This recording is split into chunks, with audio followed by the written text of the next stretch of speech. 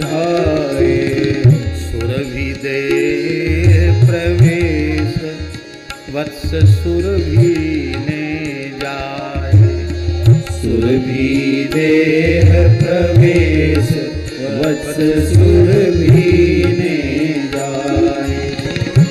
शिव बिन हाहाकार देव गोलोक सिधाए, शिव बिन हाहाकार देव गोलोक सिधाए।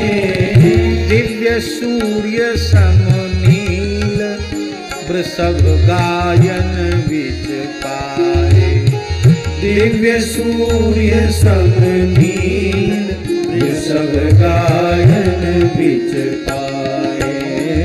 चक्र शूल अंकित वृषभ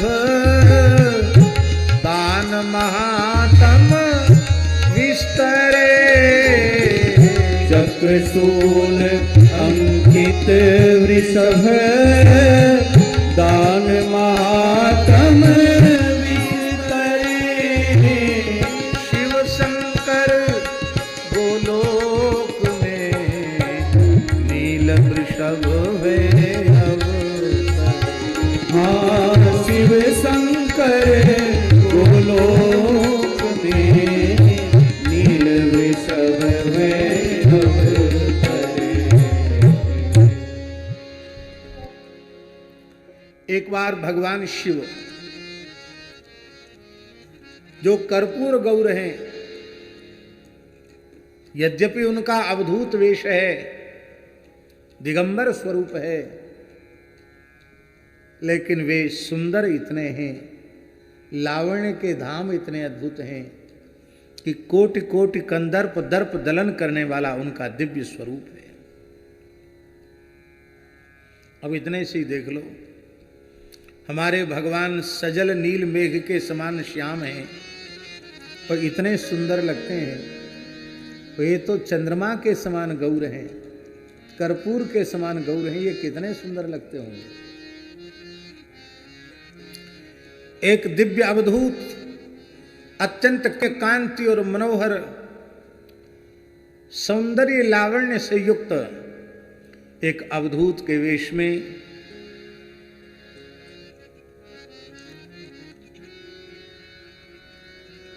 शिवजी पधारे भिक्षाटन के लिए।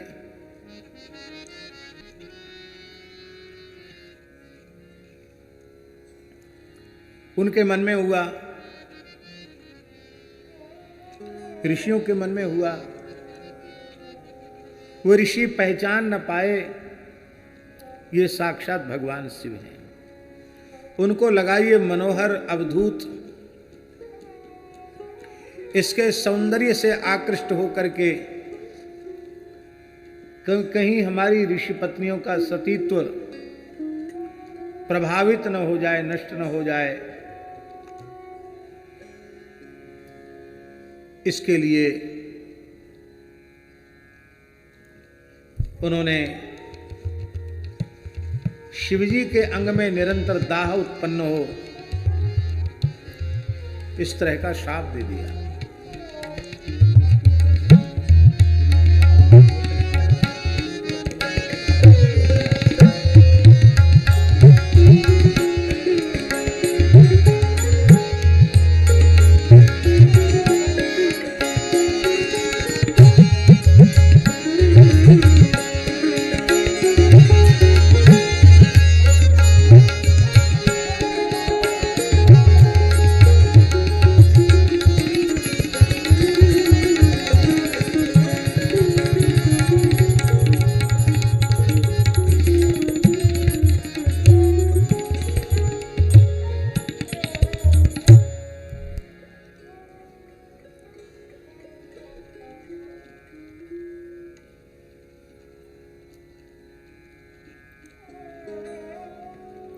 भगवान शिव के शरीर में दाह उत्पन्न हो गया,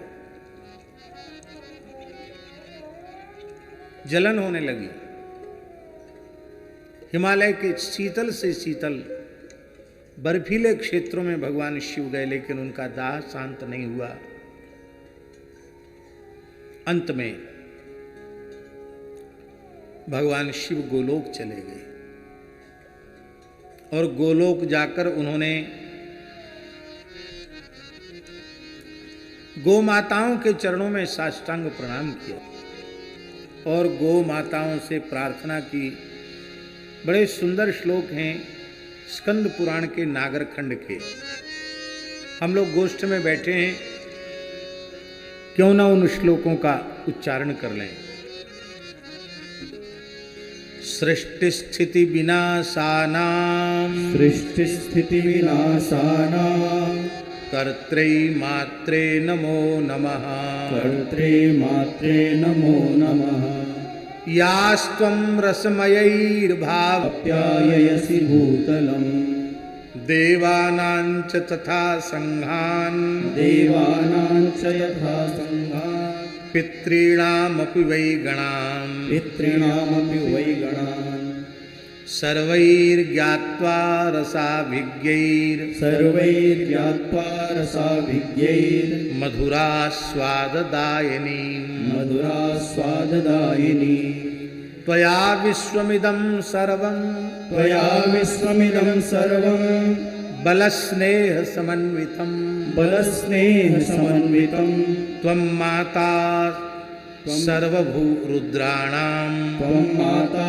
सर्वरुद्राणां वसूनां दुहिता तथा वसूनां दुहिता तथा आदित्यानां स्वसा चैव आदित्यानां स्वसा चैव तुष्टा वाञ्छितसिद्धिदा तुष्टा वाञ्छितसिद्धिदा त्वं धृतिस्त्वं तथा पुष्टिस् त्वं धृतिस्त्वं तथा पुष्टिस् त्वं स्वाहा त्वं स्वधा तथा त्वं स्वाहा त्वं स्वधा तथा रिद्धिः सिद्धिस्तथा लक्ष्मीर् रिद्धिः सिद्धिस्तथा लक्ष्मीर् धृतिः कीर्तिस्तथा मतिः धृतिः कीर्तिस्तथा मतिः कान्तिर्लज्जा महामाया कान्तिर्लज्जा महामाया श्रद्धा सर्वार्थ साधिनी श्रद्धा सर्वार्थ साधिनी। इस प्रकार से उन्होंने स्तुति करते हुए कहा कि हे गोमाता, आप सृष्टि को उत्पन्न करने वाली भी हो, आप सृष्टि का पालन करने वाली भी हो और आप सृष्टि का विनाश करने वाली भी हो। आप रस में दुग्धादि से मनुष्यों को, देवताओं को, पितरों को तृप्त करती हो। आप परम वात्सल्यमयी जगन माता हो। आप ही धृति हो, आप ही पुष्टि हो, आप ही स्वाहा स्वधा रिद्धि सिद्धि लक्ष्मी धारणा कीर्ति मति कांति लज्जा महामाया और सर्वार्थ साधनी श्रद्धा भी आप ही हो। आप सर्व संतोषमयी हो, आप ही कामधेनु हो, अपने उपासक को अभीष्ट फल को देने वाली हो। आपके अतिरिक्त त्रिभुवन में कुछ भी नहीं है। आप सर्वदेवमयी हो, संपूर्ण प्राणियों को समृद्धि देने वाली हो, संपूर्ण संसार का हित करने वाली हो। हे भगवती जगन माता, सुरभि माता, गौ माता, मैं आपकी शरण में हूं, आपकी पूजा करता हूं। हे अमृत से उत्पन्न गोमाता, ब्राह्मणों के शापानल से मेरा शरीर जल रहा है, आप मेरी रक्षा करें। उस समय सुरभि माता ने भगवान शिव से कहा, भगवान आप मेरे में प्रवेश कीजिए। सुरभि ने अपना मुंह खोला और भगवान शिव गाय के भीतर प्रविष्ट हो गए। गाय के भीतर प्रवेश करते ही जो ब्राह्मणों के शाप से, ऋषियों के शाप से उनका शरीर जल रहा था, उसकी जलन तत्काल शांत हो गई और भगवान शिव ने अपने संकल्प से नील वृषभ के रूप में अपना स्वरूप धारण किया। अब जब भगवान शिव अंतर्धान हो गए, सुरभि माता ने भगवान शिव को अपने गर्भ में धारण कर लिया। तो शिवजी के न होने से तीनों लोकों में हाहाकार मच गया। तब देवताओं ने स्तुति करके ब्राह्मणों को प्रसन्न किया, ऋषियों को प्रसन्न किया। ऋषियों ने पता लगाया, पूरे ब्रह्मांड में ऋषियों ने खोजा, किंतु भगवान शिव कहीं नहीं मिले। गोलोक में भगवान शिव मिले, और जिस समय भगवान शिव का दर्शन सुरभि गाय के वृषभ, नील वृषभ के रूप में गायों के झुंड के बीच में भगवान शिव का दर्शन हुआ, उस समय ऋषियों ने भगवान शिव की स्तुति की और कहा कि भगवान, श्रावण मास में जो वेद लक्षणा गाय के पवित्र दुग्ध से, मिश्री युक्त दुग्ध से अथवा मधुयुक्त दुग्ध से आपका अभिषेक करेगा, तो उस उपासक के संपूर्ण अभिष्ट की सिद्धि आपकी कृपा से हो जाए। तो तब से यह परंपरा चल पड़ी कि पूरे श्रावण महीना में शंकर जी को दूध चढ़ता। लेकिन हम फिर वही बात कहें, पूरे देश में ज्योतिर्लिंग, स्वयंभूलिंग, देवलिंग, ऋषिलिंग, प्राचीन जितने शिवालय हैं, श्रावण मास में सर्वत्र भीड़ होती है और हर सनातनी की यह इच्छा होती है कि हम शिव जी को दूध चढ़ाएं। और दूध कौन सा चढ़ाता है? डेयरी वाला, बाजार का दूध। क्या वह दूध भगवान शिव पर चढ़ाने योग्य है?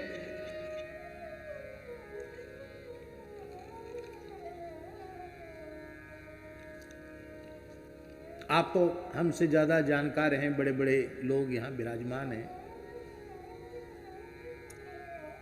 सरकारी रिपोर्ट थी, कई साल पुरानी बात बता रहे हैं, दूध के संबंध में जो रिपोर्ट सरकारी आई थी, उसमें चिंता व्यक्त की गई थी कि भारत में गाय के माने दूध की जितनी खपत है, उत्पादन कितना है? तो खपत 100% है और उत्पादन 40% है। कितने प्रतिशत? तो 70% की पूर्ति किससे हो रही है? उत्पादन केवल 40% हो रहा है, तो और 100% पूर्ति हो रही है। अभी आप चाहें कि हमको 100 कुंटल दूध चाहिए, तो आप ऑर्डर पहले से दीजिए, 100 कुंटल दूध उपलब्ध हो जाएगा। गाय मिल नहीं रही, खोजने से दूध मिल नहीं रहा है, जितना चाहो उतना दूध ले लो। और घी की स्थिति तो ये है कि हमारे यहां ब्रज में पहले हाथरस का घी बड़ा प्रसिद्ध हुआ करता था। क्या? हाथरस का घी। हाथरस का घी का मतलब क्या है? उस जमाने में ब्रज में गोवंश बहुत अधिक था और घी की सबसे बड़ी मंडी हाथरस में थी। कलकत्ते तक, बिहार, बंगाल, जाने कहां कहां तक हाथरस से घी जाता था और संदेह का कोई अवसर ही नहीं था।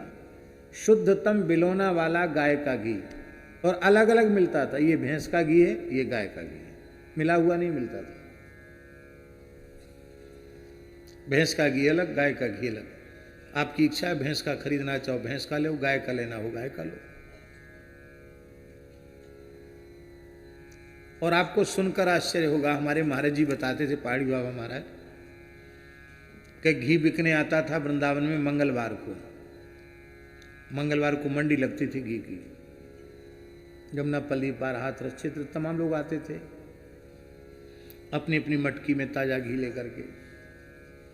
तो घी परीक्षण करो, फिर घी लो, खरीदो। तो 2-3 सेर घी खरीदने वाले लोग भी आधा पाव घी खा जाते थे, तब 1 सेर 1.5 सेर घी खरीदते थे। लोग घी चखाते थे, हमारा घी चख के देखो कैसा घी है। घी छको, फिर हाथ धो, फिर घी पसंद आया हो तो घी लो। उसकी कोई चखने की कोई कीमत नहीं होती थी कि चखने की कोई कीमत। 10 जगह घूम गया तो बोले पाव 1.5 पाव घी आदमी खा के आता था बाजार में।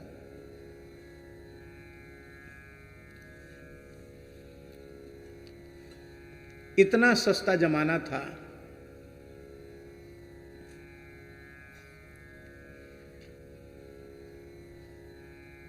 1 रुपए का 1.5 सेर, पक्का तौल का 1.5 सेर घी 1 रुपए का। मिलावट का तो कोई काम, जानते नहीं थे लोग कि मिलावट भी घी में होती है। उस समय ये नहीं लिखना पड़ता था शुद्ध घी, क्योंकि लोग समझते नहीं थे कि घी में भी कोई अशुद्धि होती है।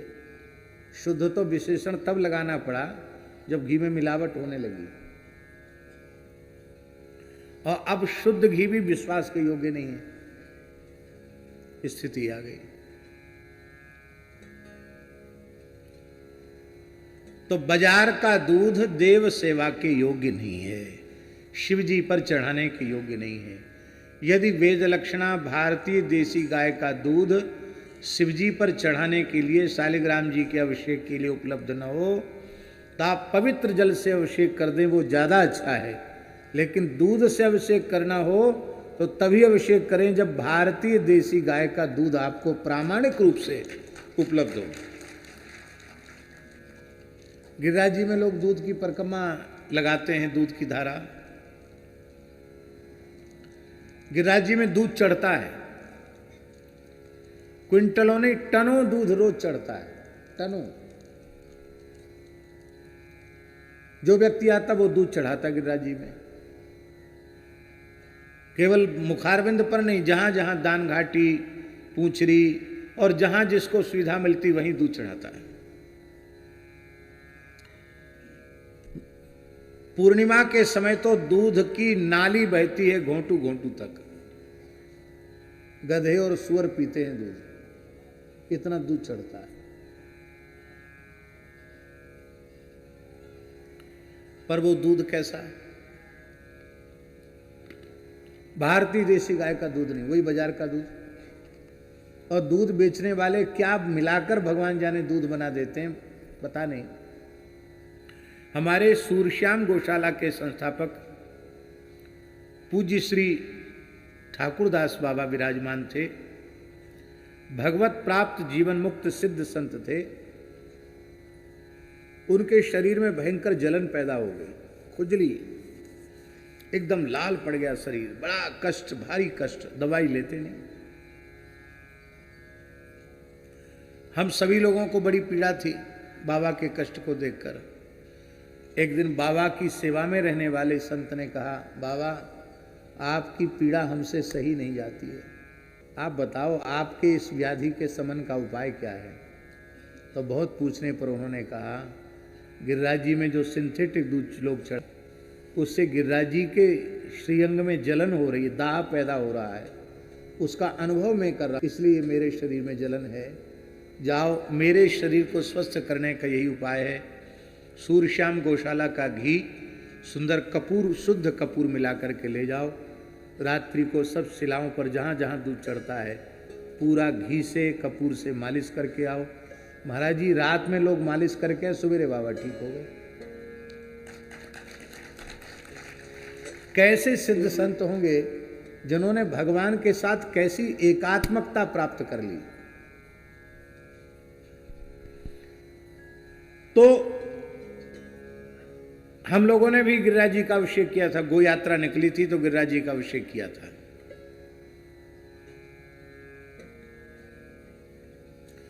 कितने दूध से किया था? 20 टन दूध आया था, 20-21 टन दूध। आप लोग कहेंगे आपने भी सिंथेटिक से किया होगा। हमने पथमेड़ा से दूध मंगाया था, जहां आज भी 1.5 लाख से ऊपर गोवंश निवास कर रहा है।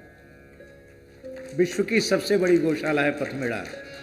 और गो सेवा के क्षेत्र में कार्य करने वाले प्रत्येक व्यक्ति को अपने जीवन में एक बार पथमेड़ा गोधाम की गो सेवा देखना चाहिए कि वहां कैसे पूज्य भाव से गो सेवा हो रही है। अभी नंदगांव को तो पूज्य पथमेड़ा महाराज ने ऐसा बना दिया है कि वहां गाय को बाहरी चारे की आवश्यकता कम से कम पड़े, प्राकृतिक चारे से ही गाय अपना पोषण कर ले। बहुत बड़ा काम है, देखने योग्य, प्रेरणा लेने योग्य कार्य। तो राम जी वहां से टैंकरों से दूध मंगाया था पथमेड़ा से, और फिर गिरिराज जी का अभिषेक हुआ था। वही दूध की धारा 7 कोस में लगाई गई थी। एक अद्भुत दृश्य था। जिन लोगों ने अपने नेत्रों से दर्शन किया उनको लगा कि हम फिर से द्वापर युग में पहुंच गए हैं, मानो कृष्ण बलराम स्वयं गिरिराज जी का अभिषेक कर रहे हैं। ऐसी सुंदर झांकी हुई थी। इसलिए शिवजी का अभिषेक करें तो भारतीय देसी गाय के दुग्ध से ही करें। किसी बालक की मंद बुद्धि हो, कम दिमाग हो,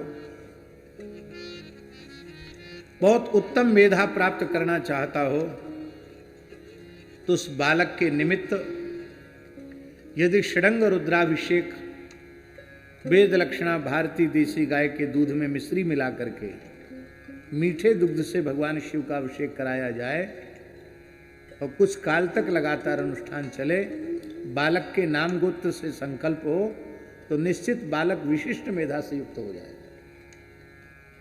ऐसे कितने प्रयोग। तो तब से श्रावण मास में भगवान शिव को दूध चढ़ाने की परंपरा आरंभ हो गई। तब सबने भगवान शिव से प्रार्थना की और भगवान शिव ने नील वृषभ के रूप में संपूर्ण देवताओं को, ऋषियों को दर्शन की दिया। उस समय नील वृषभ के दाहिनी ओर चक्र का चिन्ह अंकित किया गया और बाईं ओर पुट्ठे में त्रिशूल का चिन्ह अंकित किया गया और कहा गया कि जो नील वृषभ का दान करता है वह अपने संपूर्ण पितरों के सहित जो है मोक्ष को प्राप्त करता है। ऐसी परंपरा बताई। तो एकादशाह के दिन पहले वृषभ के दान को करने की परंपरा थी। 5 स्वस्थ प्रजाति की बछड़ियां जो गर्भधारण के योग्य हो चुकी हैं वो, और एक उत्तम प्रजाति का उसी नस्ल का नंदी, उसके साथ उनके विवाह की विधि का भी वर्णन है। आजकल कन्यादान बहुत बड़े पैमाने पर लोग अभावग्रस्त कन्याओं की विवाह को करके और एक उदाहरण प्रस्तुत कर रहे हैं। अभी हम बागेश्वर में गए थे, वहाँ भी इस बार अभावग्रस्त 301 निर्धन परिवारों की कन्याओं का विवाह बड़े उदारतापूर्वक, बड़े समारोह पूर्वक किया जा रहा है। ठीक इसी प्रकार से कन्यादान से सैकड़ों गुना पुण्य गाय, नंदी और गाय के विवाह, बछड़ी का विवाह करके उसको दान करने की बड़ी भारी महिमा है। 5 बछिया और 1 नंदी, उनका विधिवत विवाह करके, गोनंदी विवाह, क्या कहते हैं उसको, गोनंदी विवाह करके और उसको किसी गौशाला को अर्पित करना जिससे नस्ल का संवर्धन हो। गौशालाओं में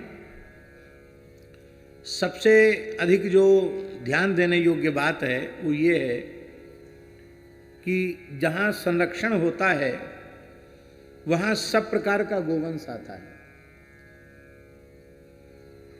जर्सी भी आती है, दोगली भी आती है, देसी नस्ल में भी कई प्रकार की नस्ल आती हैं, कसाईयों से पकड़ी जाती, उसमें भी बहुत अच्छी अच्छी प्रजाति की गाय होती हैं। तो नस्ल को अलग अलग छांट करके उनके अलग अलग बाड़े बनाना और जर्सी और दोगली को बिल्कुल अलग कर देना, जिसको वर्गीकरण कहते हैं, ये वर्गीकरण गौशालाओं में अत्यंत अनिवार्य है, बहुत आवश्यक है वर्गीकरण। वर्गीकरण के बिना आप संवर्धन नहीं करेंगे, कर सकते हैं। वर्गीकरण के बिना यदि आप संवर्धन करेंगे वो संवर्धन नहीं माना जाएगा, क्योंकि संवर्धन होगा तो दोगली या जर्सी का ही संवर्धन होगा। हमारे यहां भी जड़खोर गोधाम में 95% गोवंश कसाईयों से मुक्त कराया हुआ है, छुड़ाया हुआ है। पर जब चिकित्सकीय रूप से वो पूर्ण स्वस्थ हो जाती हैं और ये अब 2-3-4 बार ब्याने के योग्य हैं, ऐसा समझ लिया जाता है, तो ही उन्हें गोष्ठों में संवर्धन के लिए रखा जाता। नहीं तो संवर्धन के योग्य यदि वो नहीं है तो उनको अलग रख करके पूरा पौष्टिक आहार दे करके अंतिम क्षण तक अपनी आयु वो गौशाला में ही पूर्ण करें। वे अपने अंतिम समय तक अपनी श्वास वहीं लें, वहीं पूरी करें, बाकी उनका संवर्धन नहीं। देसी गायों में भी जो दुर्बल हैं, वृद्ध हैं अथवा रुग्ण हैं, उनको भी नंदियों के संपर्क से बचाया जाता है, क्योंकि कमजोर गाय के जो बछड़ा बछिया होंगे वो भी नस्ल को गिराने वाले होंगे, उससे नस्ल का संवर्धन नहीं होगा, उससे नस्ल का क्षरण होगा। तो दो चीजें बहुत आवश्यक हैं, एक संरक्षण और दूसरा संवर्धन। संरक्षण के बिना संवर्धन नहीं और संवर्धन के बिना संरक्षण का कोई अर्थ नहीं। ये दोनों एक दूसरे के ऐसे अंग हैं कि एक के बिना दूसरे की चर्चा आप नहीं कर सकते। दुर्भाग्य है, इस देश में कुछ ऐसी संस्थाएं भी काम कर रही हैं जो गाय के प्रति पूज्य भावना नहीं रखती है। उनकी वेद में श्रद्धा नहीं है, उनकी इतिहास पुराण में श्रद्धा नहीं है, उनकी वर्णाश्रम में श्रद्धा नहीं है। वो गीता भागवत रामायण को नहीं मानते, गाय को नहीं मानते, गाय को पशु मानते हैं, जैसे सब पशु ऐसे गाय भी पशु है। तुलसी को नहीं मानते, देवी देवताओं का प्रसाद नहीं लेते हैं। और अधिकांश सभ्य समाज, शिक्षित समाज, ऐसी संस्थाएं जो विधर्मियों से भी गई बीती हैं, उनसे लोग जुड़ते चले जा रहे हैं। उनसे भारतवर्ष का बहुत बड़ा विनाश हो रहा है, भारतीय सनातन संस्कृति का बहुत बड़ा विनाश हो रहा है। ऐसे लोगों से सनातनी हिंदू समाज को बहुत सावधान होने की आवश्यकता है, क्योंकि वे समाज के गूढ़ शत्रु हैं। शत्रु के रूप में नहीं दिखाई पड़ते हैं, पर वे शत्रु हैं, क्योंकि हमारी आस्था के जो मूल्य हैं, उन आस्था के मूल्यों का क्षरण करने वाले हैं, हमारी श्रद्धा को कमती करने वाले हैं, हमारे विश्वास को कमजोर करने वाले हैं। ऐसे लोगों के संपर्क में आने से बचना चाहिए। और ऐसी विचारधारा के लोग गांव-गांव तक फैल रहे हैं, शहर-शहर तक फैल रहे हैं। उनकी विचारधारा हमारे हिंदू धर्म शास्त्रों के सर्वथा विपरीत है, फिर भी लोग अंधे के पीछे अंधे चल रहे हैं। भैया, 1 लाख अंधे हों और एक आंख वाला हो, और उस एक आंख वाले के पीछे 1 लाख अंधे चलें, तो कोई खड्डे में नहीं गिरेगा, सब अपने लक्ष्य तक पहुंच जाएंगे।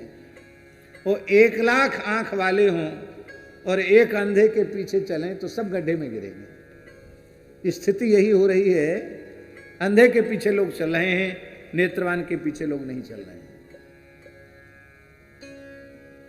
बहुत आवश्यक है गाय के प्रति पूज्य भाव रखना, इष्ट भाव रखना, आराध्य उपास्य भाव रखना बहुत आवश्यक है। तो महाराज जी, शिव जी इस प्रकार से स्वयं गाय के बछड़ा बने। इसलिए वेद में लिखा है, रुद्राणाम माता, 11 रुद्रों की माता है गाय, शिवजी की माता है गाय। एक और कथा आती है।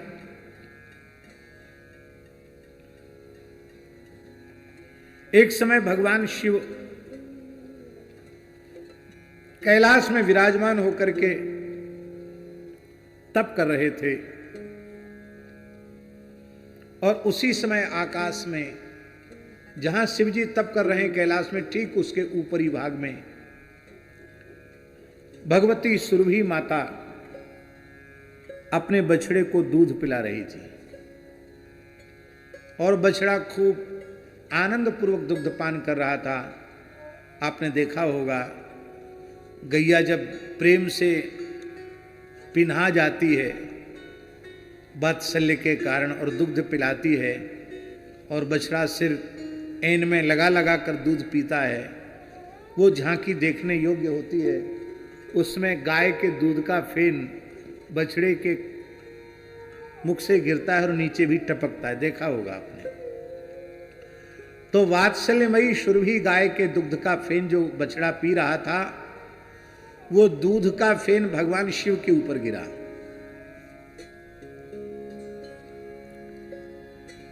उस समय भगवान शिव महिमा न जानते हों गाय की, ऐसी बात नहीं है। ये महाभारत की कथा में लिखा है। महाभारत के अनुशासन पर्व के 77वें अध्याय में 20 से 29 तक श्लोक हैं, जिसमें इस प्रकार की बात लिखी है। सवत्समुग बिभ्रष्टो भवस्य भुवि तिष्ठतः शिरस्य वापि तत्क्रुद्धः स तदीक्षित च प्रभु। जब बछड़े का फेन शिवजी के मस्तक के ऊपर, जटाओं के ऊपर गिरा तो शिवजी को थोड़ा क्रोध हुआ और शिवजी ने क्रोध पूर्वक गायों को देखा। उस समय उनके ललाट से जो तीसरा नेत्र खुला और उससे जो अग्नि प्रकट हुई, वह अग्नि गायों के निकट पहुंची। लेकिन सुरभि माता को और शिवजी को मिलकर गायों के महात्म्य को सारे संसार के सामने उजागर करना था, इसलिए लीला हुई। भगवान शिव की जो दृष्टि है, तीसरा नेत्र है, जिसकी प्रलयाग्नि से सारा ब्रह्मांड भस्म हो जाता है, वह तीसरे नेत्र की आग भी गायों का अनिष्ट नहीं कर सकी। उसमें गाय सब श्वेत वर्ण की थी, इसलिए सुरभि गाय का जो स्वाभाविक वर्ण है वो श्वेत वर्ण ही है।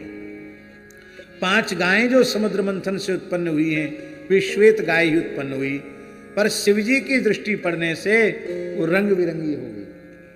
वो शिवजी का तीसरा नेत्र पड़ने से कोई गाय नीली हो गई, कोई काली हो गई, कोई चितकबरी हो गई, कोई गहरी लाल हो गई। इस प्रकार से रंग बिरंगी गाय हो गई। और उस समय ब्रह्मा जी ने प्रकट होकर के कहा, हे भगवान शिव, आप क्रोध न करें, आप गायों की स्तुति करें। गायों का बछड़े जो दूध पीते हैं वो कभी जूठा नहीं माना जाता है। आपका अमृत से अभिषेक हुआ है। बछड़े के मुख से जो गाय के दूध का फेन गिरा है, इससे आपका अमृताभिषेक हुआ है। ऐसा मान करके आप अपने मन में अनुभव करें। तब प्रसन्न होकर के भगवान शिव ने गायों की और गौ माता ने अपना जो प्रथम वृषभ था नंदी, उस नंदी को भगवान शिव को वाहन के रूप में प्रदान किया। भगवान शंकर ने कहा, आज से हमारे झंडे के ऊपर, ध्वजा के ऊपर वृषभ का चिन्ह होगा और मैं वृषभध्वज नाम से ही पूजित होऊंगा। बोलो वृषभध्वज भगवान शिव की जय।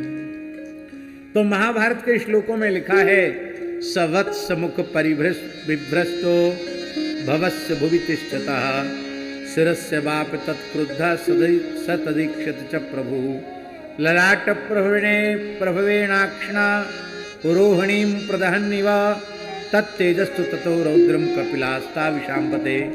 नानावर्णत्वमनियन् मेघानिव दिवाकरः यास्तु तस्मादपक्रम्य सोममेवाभिसंस्कृता यथोत्पन्ना स्ववर्णस्थास्ता ये तान्नान्य वर्णगा।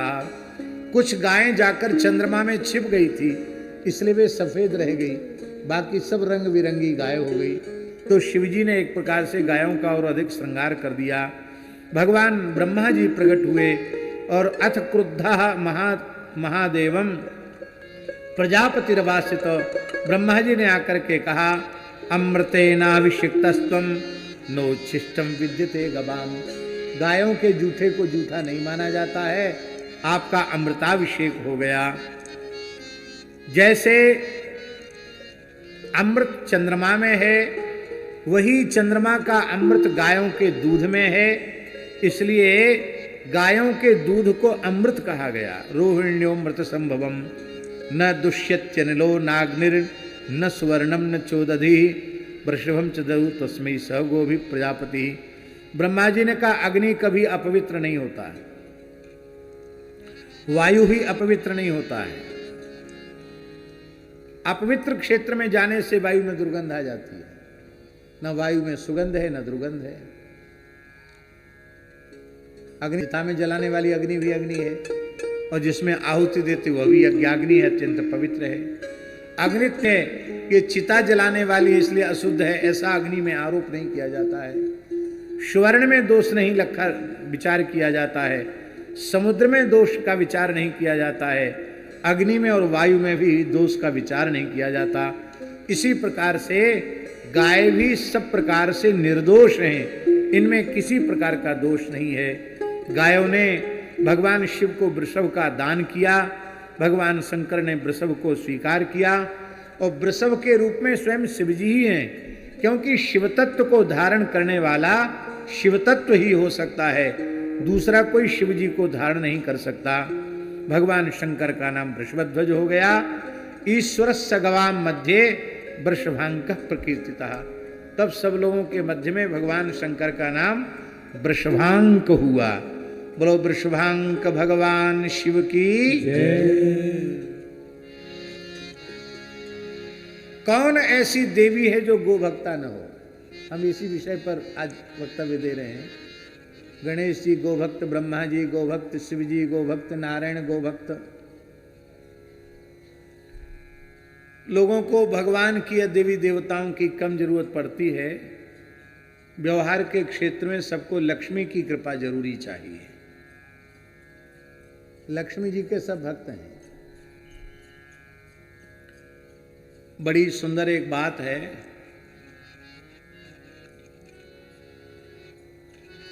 एक प्राचीन मठ की बात है। वहाँ के जो मठाधीश थे, श्री महंत पद पर विराजमान थे, वे कठोर अनुशासन के थे, पर पुजारी जी जो थे थोड़े दूसरी प्रकृति के थे। तो कई बार समय से के अतिरिक्त भी कोई विशिष्ट भक्त आ जाता था, भगवान का दर्शन करा देते, और महंत जी के सामने प्रमाणित हो नहीं पाता।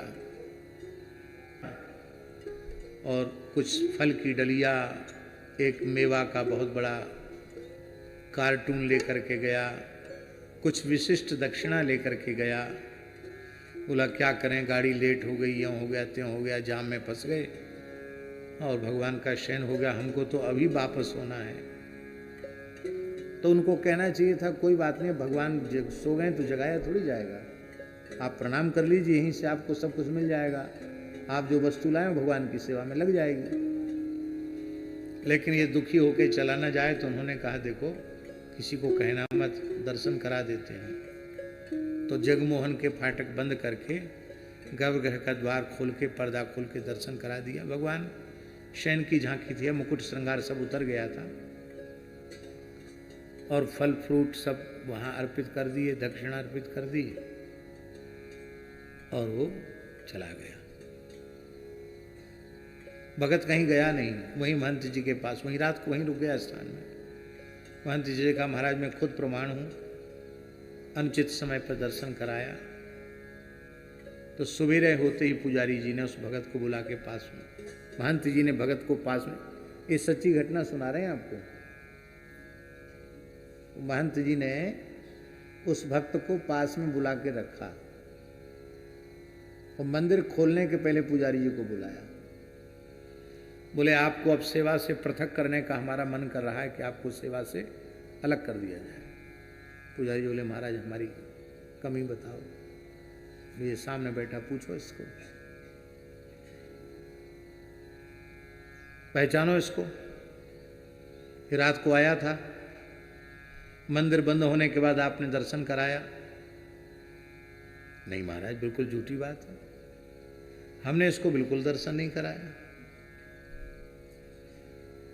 वो व्यक्ति बोला महाराज आप साफ झूठ बोल रहे हैं, मैंने आपको कहा और आपने कहा कि अब हम जगमोहन का दरवाजा बंद कर दो, गर्भगृह खोल करके दर्शन करा देते हैं। बोले तू बिल्कुल झूठ बोल रहा है, मैंने तुम्हें दर्शन कराया ही नहीं। अब महंत जी बड़े चक्कर में पड़े कि ये झूठ बोल रहा है कि पुजारी झूठ बोल रहा है। भाई दोनों की बात सच्ची तो नहीं हो सकती। तब महंत जी ने पुजारी जी से पूछा भाई तुम बताओ। बोले भाई देखो गुरुजी, हमने इसको दर्शन बिल्कुल नहीं कराया। हम इनसे ही पूछते हैं, ये अपने कोठी में निवास कर रहे हों और सिठानी इनकी किसी काम से बाहर गई हों, रात को आने में देरी हो जाए और दरवाजे पे खड़ी हो जाएं। कुछ सामान लेने गई थी बाजार में, सामान लेके आने में लेट हो गई, तो बेचारे चौकीदार की क्या हिम्मत जो सेठानी को बाहर खड़ा कर दे। सेठानी के लिए तो दरवाजा खोलना पड़ेगा। तो महाराज जो लक्ष्मी जी आई थी और कुछ सामग्री लेके आई थी, उनके लिए दरवाजा खुला तो इसने भी दर्शन कर लिया, इसका भाग्य था। लेकिन हमने इसके लिए दरवाजा नहीं खोला।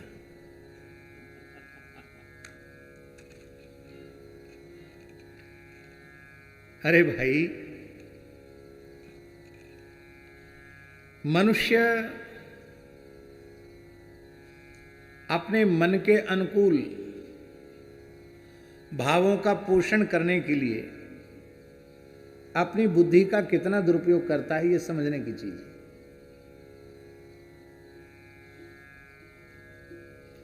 हमारे यहां संतों में कहा गया, महाराज जी, माया को सब जग भजे, माया को सब जग भजे, माधव भजे न कोई, जो कदाच माधव भजे तो माया चेरी हो। माधव भजन करो तो माया तो पीछे, माधव के पीछे माया है। लक्ष्मी जी की कृपा सब चाहते हैं। देवता, दैत्य, असुर, मनुष्य, पशु सब लक्ष्मी जी की कृपा चाहते हैं। सौंदर्य की, माधुर्य की, ऐश्वर्य की अधिष्ठात्री शक्ति भगवती महालक्ष्मी है। आप पुराणों को उठा करके देखिए तो जब समुद्र मंथन से भगवती महालक्ष्मी प्रकट हुई, उस समय कौन ऐसा था जो लक्ष्मी को न चाहता हो? सब चाहते थे लक्ष्मी जी हमको मिले, पर लक्ष्मी जी किसी को मिली नहीं। लक्ष्मी किसको मिली? नारायण को। भगवान नारायण के गले में ही लक्ष्मी जी ने कमल पुष्प की माला धारण कराई। बोलो लक्ष्मी नारायण भगवान की जय। सबने पूछा अपने नारायण को ही माला क्यों धारण कराई, हम लोगों में क्या कमी थी? लक्ष्मी जी ने कहा सब में कोई ना कोई कमी है। देवताओं में सबसे बड़ी कमी ये है कि वो सुंदर बहुत हैं, धर्मात्मा भी हैं, पर भोगी प्रकृति के हैं। भोगी प्रकृति के व्यक्ति के पास लक्ष्मी की शोभा नहीं है। दमनशील, जो इंद्रियों का दमन करता है, उस व्यक्ति के पास धन की शोभा है। इसलिए हम आपके पास नहीं गए। ऋषियों ने कहा हम तो तपोधन हैं, हमारे पास क्यों नहीं आई आप? उन्होंने कहा आप लोगों में बहुत गुण हैं, आप बड़े तेजस्वी, तपस्वी, सामर्थ्यवान हैं, लेकिन आपकी गुस्सा तो नाक पे ही रखा रहता है। जब देखो तब साप दे देते हैं, तुरंत हाथ में जल लिया, साप दे दिया। तो महाराज, क्रोधी के पास भी लक्ष्मी जी की शोभा नहीं। असुरों ने कहा हम बड़े तपस्वी हैं, बड़े बलवान हैं, बड़े पुरुषार्थी हैं, हमारे पास क्यों नहीं? बोले तुम निर्दय हो। निर्दय व्यक्ति के पास धन की कोई शोभा, लक्ष्मी की शोभा नहीं। सब में कोई ना कोई दोष उन्होंने गिनाया। केवल कहा कि नारायण ऐसे हैं, इनमें कोई दोष नहीं है। ये असंख्य कल्याण गुणगण निलय हैं, असंख्य अनंत अचिंत्य कल्याणकारी गुणगणों के समुद्र हैं भगवान नारायण। इसलिए मैंने इनका वर्ण किया। पर माला डालने के बाद लक्ष्मी जी ने मुस्कुरा कर कहा अब क्या करें, अब तो माला डाल ही दी है, अब तो मेरे सर्वस्व ये हो ही गए, एक दोष तो इनमें भी है। भगवान मुस्कुराए, अभी कहती थी कोई दोष नहीं, फिर कहती दोष है। बोले ये दोष नहीं, ये हम प्रेम के कारण दोष कह रही हैं। वस्तुतः ये दोष ही आपका वैशिष्ट है, आपका गुण है। आप निरपेक्ष हैं। क्या है? निरपेक्ष। मेरे प्रकट होने पर मुझे सबने चाहा, केवल इस सभा में आप ही एकमात्र ऐसे थे कि आपने अपने मन में इच्छा नहीं कि लक्ष्मी जी मुझे मिल जाएंगे। ये निरपेक्षता आप में है।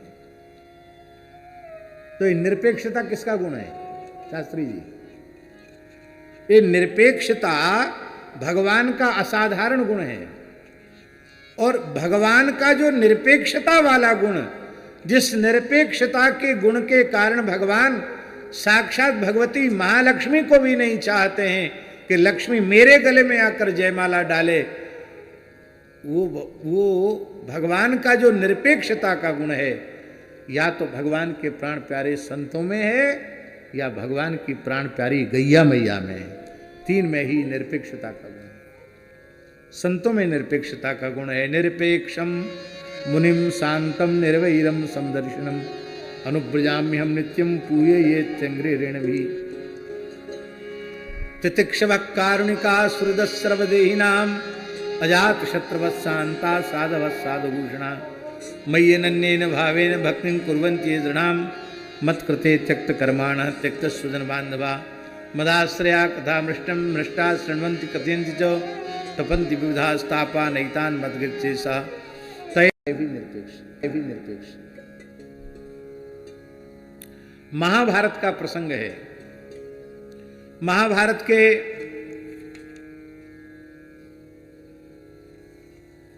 अनुशासन पर्व में ये कथा आई है। श्री कृत्वेह वपुः कांतम गोमध्ये सुविवेशः गावोऽथ विस्मितास्तस्या दृष्ट्वा रूपस्य संपदम्। जब गोमाता प्रकट हुई और गोमाता के प्रत्येक अंग प्रत्यंग में संपूर्ण देवी देवता ऋषि मुनि, संपूर्ण तीर्थ, संपूर्ण नद नदियां, वो सब गाय के श्रीअंग में प्रतिष्ठित हो गईं। सब तो गए गाय के पास, लक्ष्मी जी नहीं गई। क्यों नहीं गई? लक्ष्मी जी ठसक के कारण नहीं गई। लक्ष्मी जी सोचती थी सबसे बड़ी मैं हूं, मुझे सब चाहते बिना न्योते के मैं नहीं जाऊंगी। बड़े लोग होते हैं तो उनको लगता भाई मैं विशिष्ट हूं तो हम बिना निमंत्रण के कैसे जाएं।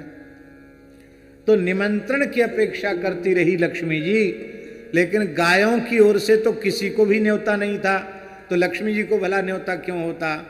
अंत में लक्ष्मी जी ने सोचा सब गए और मैं न गई तो मैं अपने आप सबसे पृथक मान ली जाऊंगी, जाति से बहिष्कृत मान ली जाऊंगी, इसलिए मुझे गौ माताओं के बीच में चलना चाहिए। सुंदर स्वरूप धारण करके लक्ष्मी जी चतुर्भुज साक्षात भगवती महालक्ष्मी गायों के गोष्ठ में प्रवेश कर गई। इतना सुंदर स्वरूप लक्ष्मी माता का देख करके गायें विस्मित हो गईं। लक्ष्मी जी के अंग कांति से पूरा गोष्ठ जगमगा गया। उसमें गायों ने पूछा इच्छा मत्वाम वयम ज्ञातुम क्वातुम क्वच गमिष्यसि लोक कांतास्मि भद्रम्बा श्रीर्नामाहम परिश्रुता। गायों ने पूछा कि भगवती आप कौन हैं? आपके आने से पूरा गोष्ठ जगमगा गया, आपका परिचय हम जानना चाहती हैं।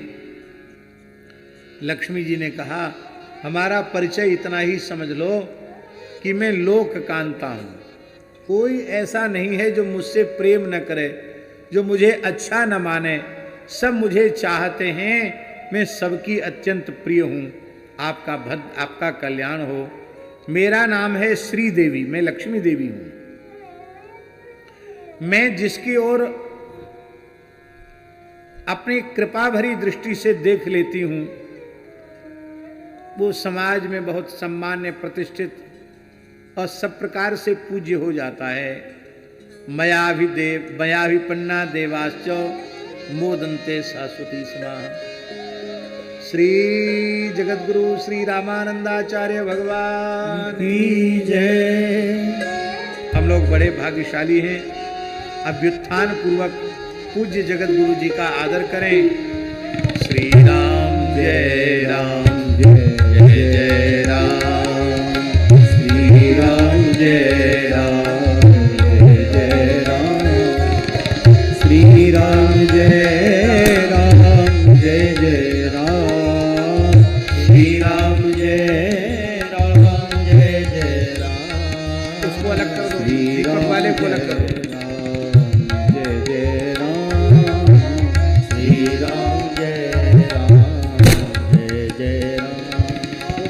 श्री राम जय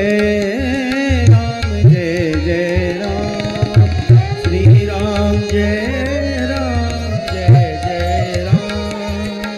श्री राम जय राम जय जय राम। श्री राम जय राम जय जय राम। श्री राम जय राम जय जय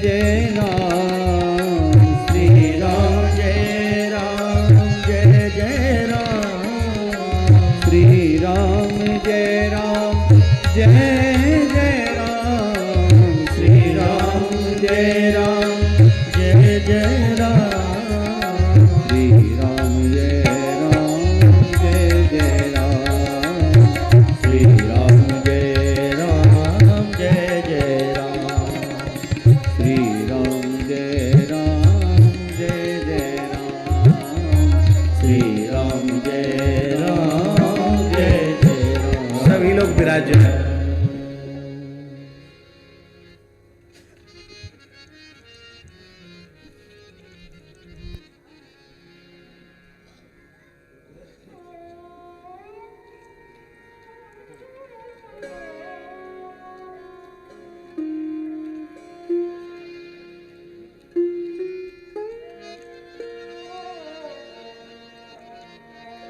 जय जय श्री सीताराम। हम लोग कितने भाग्यशाली हैं कि श्री लक्ष्मी जी का और गोमाता का संवाद चल रहा था। उसी के मध्य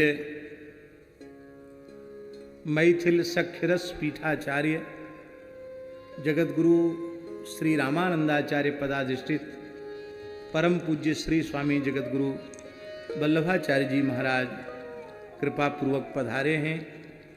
हम उनको प्रणाम निवेदित करते हैं और इस सभा का सौभाग्य है कि पूज्य जगत गुरु जी ने अपना मंगलमय दर्शन दे करके कृतार्थ किया है। और ये बघेलखंड क्षेत्र, ये रीवा क्षेत्र बहुत पुण्यमय है, क्योंकि आचार्य कोटि के महापुरुष, ऐसे लगता है मानो आद्य रामानंदाचार्य भगवान अपनी विशेष कृपा पुंज के रूप में श्री हर्षण कुंज बड़े सरकार के रूप में प्रकट भय हों, जिनके रोम रोम से, जिनके श्री विग्रह से आचार्यत्व छलकता था, झलकता था। ऐसे परम पूज्य हर्षण कुंज वाले महाराज जी, उनका भी यही ग्रह जनपद है, ये ना पौड़ी धाम। हम एक बार आए भी हैं पौड़ी उत्सव में, महाराज जी के रीवा में कार्यक्रम था तब आए थे। रीवा में रुके थे, रीवा में ही रुके थे, रीवा में ही रुके थे और पौड़ी धाम दर्शन करने भी गए थे। प्रसाद भी पौड़ी धाम में लिया था। तो हम लोग बड़े भाग्यशाली हैं। हम अपने जो बात कह रहे थे उसको पूर्ण करें, उसके पश्चात पूज्य जगत गुरु जी का मंगलमय आशीर्वाद हम लोगों को मिलेगा। तो लक्ष्मी जी ने कहा कि गोमाताओं, आप हमें नहीं जानती हो, हमारा नाम श्री देवी है। हमारी कृपा करुणा की अपेक्षा सबको बनी रहती है। जब हम देवताओं की ओर मुस्कुरा कर देख लेती हैं तो देवता मालव माल हो जाते हैं, जय जयकार उनकी होने लग जाती है। और जब मैं देवताओं से नजर फेर कर दैत्यों की तरफ देखने लग जाती हूँ तो तीनों लोगों के स्वामी दैत्य बन जाते हैं। देवता बेचारे मारे मारे मेरु मंदिर की खोहों में जाकर के अपना गुजारा करते हैं। किसी ऋषि मुनि पर भी मैं अपनी दृष्टि डाल देती हूँ तो उसकी मान्यता बहुत बढ़ जाती है, और मैं नजर फेर लेती हूँ तो तप लक्ष्मी से भ्रष्ट हो जाता है।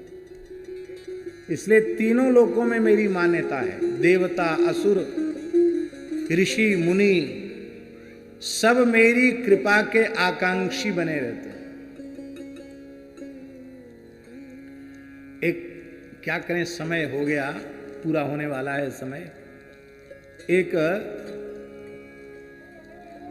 उड़ीसा में एक पुराण प्रसिद्ध है, उस पुराण का नाम है लक्ष्मी पुराण। क्या नाम है? उसमें लक्ष्मी जी की महिमा विशेष, और उड़ीसा में उत्कल के वैष्णव एक विशेष महीने में घर घर में उसका पारायण होता है। हाँ, बड़ा प्रसिद्ध पुराण है लक्ष्मी पुराण। उसमें भगवान जगन्नाथ की लीलाओं का वर्णन है। तो लक्ष्मी जी के जो व्रत का समय होता है 16 दिन का, उस व्रत के समय आज भी उड़ीसा क्षेत्र में लोग बड़े नियम से रहते हैं। सूर्योदय के पहले ही गाय के गोबर से उरेन डाल देते हैं, मंगल कलश रख देते हैं, रंगोली बना देते हैं, चौक पूर देते हैं। तो लक्ष्मी जी सब जगह घूमती हैं, जो उनके अनुरूप स्थान होता है उसमें वो प्रवेश करती हैं, और नहीं तो वहां से आगे बढ़ जाती हैं। तो धन के कारण कुछ उन्मत्त होकर जो कुलीन वर्ग के लोग थे वो सूर्योदय तक सो रहे थे। और एक जगन्नाथपुरी का एक चांडाल था स्वपच, वो बड़ा जगन्नाथ जी का भक्त था। वो स्नान ध्यान करके बढ़िया गाय के गोबर से लीप करके कदली स्तंभ रख करके और तुलसी के बगीचे के बीच में बैठकर राम राम कर रहा था। लक्ष्मी जी बड़ी राजी हुई, ये ठीक है, ये हमारे लायक है। लक्ष्मी जी भीतर चली गई। श्री जगन्नाथ और उनके बड़े भैया बलभद्र महाप्रभु, श्री दाऊजी और जगन्नाथ जी दोनों सवेरे सवेरे थोड़ा ठंडी ठंडी हवा खा रहे थे। सवेरे का घूमना अच्छा होता है ऐसा लोग कहते हैं। तो जगन्नाथ जी के भी मन में आया होगा, बहुत खाते हैं सवेरे से रात तक, थोड़ा पैदल चलें। तो दोनों भाई विचरण कर रहे थे पुरी में ही। तो बलभद्र जी ने, दाऊ दादा ने, बलभद्र महाप्रभु ने लक्ष्मी जी को उस चांडाल के घर में घुसते हुए देखा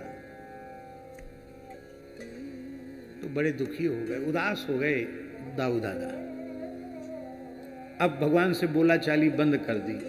भगवान ने कहा आप तो बड़े प्रसन्न थे, बहुत प्रसन्न होकर बातचीत कर रहे थे, अब चुप कैसे पड़ गए? अरे बोले कुछ मत कहो, बड़ों को बहुत कुछ सहन करना पड़ता है, तो क्या करूं, मैं बड़ा हूं। कहा भाई साहब दाऊ दादा बताओ तो सही क्या बात हुई?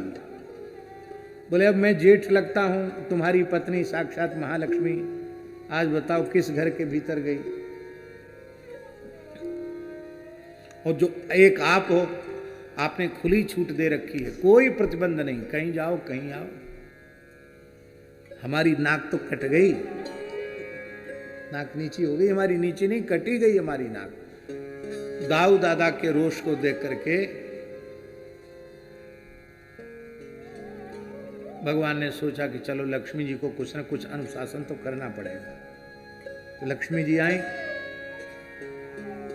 जगन्नाथ जी ने थोड़ा मुंह घुमाया, तो क्यों जी नाराज हैं क्या? बोले हाँ नाराज तो है। सारी घटना सुनाई। लक्ष्मी जी ने कहा ये हमारी स्वतंत्रता है, आप घूमते फिरते हो, हम तो आपको टोकते नहीं हैं।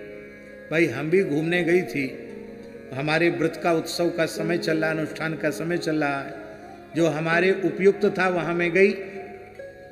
जो लोग दिन चढ़े तक सो रहे थे उनके पास में भला क्यों जाने वाली? इतने दोस्त नारायण में आ जाएं तो मैं नारायण को छोड़ के चली जाऊं, मनुष्य की तो क्या चले। ये बहुत महत्वपूर्ण श्लोक है पुराणों का। कुचैलिनम दंतमलोपधारिणम बहुवासिनम निष्ठुर भाषणंच सूर्योदये चास्तमिते शयानम विमुंचति श्रीर यदि चक्रपाणी। इतने दोष यदि नारायण में आ जाएं तो नारायण को छोड़कर लक्ष्मी जी चली जाएंगी। इसलिए इन दोषों से हम सबको बचना चाहिए। पहला दोष है गंदे मैले अपवित्र वस्त्र धारण करना। गंदे कपड़े पहनने वाले के पास लक्ष्मी जी नहीं रहती। एकदम साफ स्वच्छ पवित्र वस्त्र धारण करके रहना चाहिए। लोग वही कपड़ा पहन के मलमूत्र त्याग आदि करते रहेंगे और वही कपड़ा पहन के मंदिरों में जाते रहेंगे, उसी कपड़ा पहन के सब जगह घूमेंगे। नहीं, भोजन कर लेते हैं। जब व्यक्ति मल का त्याग करता है, उसमें एक वैज्ञानिक पद्धति है महाराज। मल त्याग के समय जिस वायु से प्रेरित होकर मल निर्गत होता है, उस मल का अति सूक्ष्म अंश रोमकूपों से बाहर निःसृत होता है। इसलिए जब तक वो नहाता नहीं तब तक निर्मल नहीं होता। इसलिए मल त्याग के बाद स्नान अत्यंत आवश्यक माना जाता है। आलस में किवा कहते हमने कमर से डाल दिया, कमर से क्या डाल दिया भले आदमी, प्रत्येक रोमकूप से मल निर्गत होता है। स्नान से ही शुद्धि होती है। गंदे कपड़े नहीं पहनना, शौचाचार से रहना, पवित्र हो करके रहना। तो कुचैलिनम, गंदे कपड़े पहनने वाले, ठीक से स्नान ध्यान न करने वाले, दंत मलोपधारिणम, दांतों को साफ न रखने वाले, मुंह को गंदा रखने वाले, गुटखा खाने वाले, तंबाकू खाने वाले, बीड़ी पीने वाले, गांजा पीने वाले, हैं, पान खाने वाले, इनके दांत कभी साफ नहीं रहते, गंदे रहते, इनसे भी लक्ष्मी जी प्रसन्न नहीं रहती। दंत मलोपधारिणम, दूसरा दोष। बहुवासिनम, ठूस ठूस कर खाने वाले के ऊपर भी लक्ष्मी जी प्रसन्न नहीं रहती। बहुत से लोग होते हैं बहुत बहुभोजी होते हैं, बहुभोजी के ऊपर भी लक्ष्मी जी प्रसन्न नहीं होती। जीने के लिए खाओ, खाने के लिए मत जियो। खाने, बहुत से लोग खाने के लिए ही जीते हैं, जीने भर के लिए खाओ। शास्त्र की बातें कई बार कहने में बड़ा भय लगता है, इसलिए भय लगता है कि हम स्वयं उनका पालन नहीं कर पाते हैं। महाराज जी लिखा हुआ है, अष्टौ ग्रासा मुनेर ग्राह्या। हम लोग जो घर द्वार छोड़ करके मुनियों की परंपरा में आ गए हैं, उनको 24 घंटे में 8 ग्रास भोजन करना चाहिए। कितना करना चाहिए? तब हम कहेंगे कि हम तो एक रोटी का 1 ग्रास मान लेंगे, तो 8 रोटी में तो काम चल ही जाएगा। तो हमारे जैसे लोग कहीं बुद्धि न लगा दें, इसके लिए ऋषियों ने और आगे नियम कठोर किया। आंवला का फल देखा कितना बड़ा होता है, इतना बड़ा। तो आमलक प्रमाण ग्रास। चलो अच्छा, हाइब्रिड का भी ले लो, कोई बात नहीं। कितना बड़ा होगा तो मौसमी जितना बड़ा तो नहीं होगा, कितना बड़ा होगा। तो 1 आंवले के बराबर 1 ग्रास, इस तरह से 8 ग्रास भोजन करने का विधान है मुनियों को।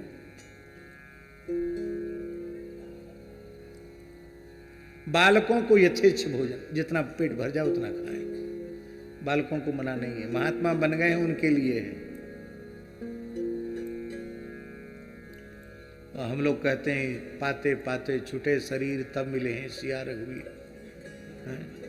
अरे भाई, पाते पाते छूटे शरीर, क्या पाते पाते? लड़ुआ कचौड़ी खाते खाते शरीर छूटे तो तब मिले हैं सिया रघुवीर। श्री सीताराम नाम रस सुधा को पीते पीते, इसका आस्वादन करते करते शरीर छूटेगा, तब मिले हैं सिया रघुवीर। लड़ुआ कचौड़ी खा के मरने वाले को सिया रघुवीर नहीं मिलेंगे। बहुवासिनम, उसके ऊपर भी लक्ष्मी जी नाराज होती हैं। दूसरा एक दोष, निष्ठुर भाषिणंच, निष्ठुर भाषी, जो ऐसा बोले कि लोगों को बुरा लग जाए, कठोर बोले। कठोर बोलने वाले के ऊपर भी लक्ष्मी जी प्रसन्न नहीं रहती। आखिरी दोष, सूर्योदय और सूर्यास्त के समय जो सोता है, उसके ऊपर भी लक्ष्मी जी प्रसन्न नहीं रहती।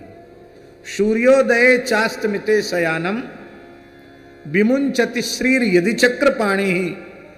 साक्षात नारायण में ये दोष आ जाए तो लक्ष्मी जी नारायण को छोड़ के चली जाएंगी, मनुष्य की तो चले गया। महाराज जी, रोगी मनुष्य को भी सूर्योदय के समय जगा देना चाहिए, नहीं तो उसकी रोग में वृद्धि हो जाएगी। वृद्ध बालक और युवा को भी सूर्योदय के समय जगा देना चाहिए। अब लोगों की संस्कृति हो गई है, देर रात तक घूमना, बाजार में कचरम कूट खाना, ऊट पटांग खाना, पार्टी के नाम पर सारे कुकर्म दुष्कर्म करना, 1:30 बजे 2 बजे लौट के घर में आना, 9-10 बजे तक सोना। मनुष्य मनुष्य नहीं, मनुष्य राक्षस हो गया है।